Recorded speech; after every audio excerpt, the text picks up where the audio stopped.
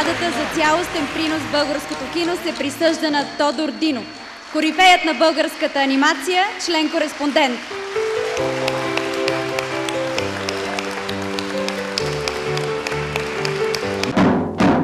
Аз съм се раждал в Дидея Гачи, 1919 година.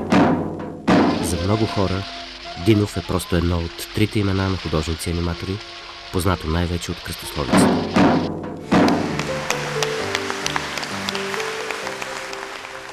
Годината е 1951. Специализантът в Москва, Тодор Динов, е извикан спешно и назначен за главен художествен ръководител на отдела за рисуван и куклен филм към родната кинематография.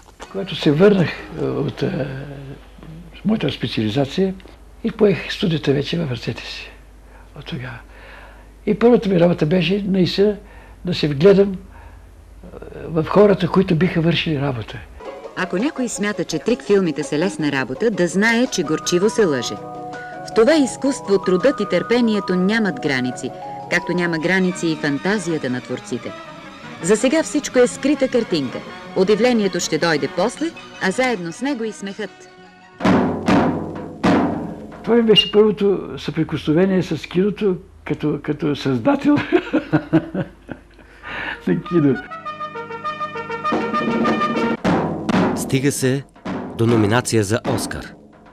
Един малко известен, дори неизвестен факт.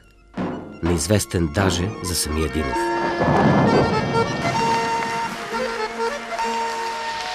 Единственият български аниматор, оставил името си в световната енциклопедия на анимационното кино, напуска създадената от него студия за анимационни филми, но не и киното. Дъжд ще навали и грамотели ще падат върху нас.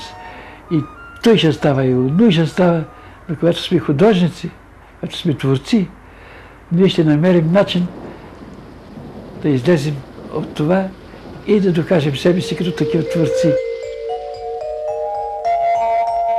Дъждът не винаги измива лошото, но дава живот за нещо ново и, дай Боже, добро. Трудното съм. Нямам какво повече да кажа.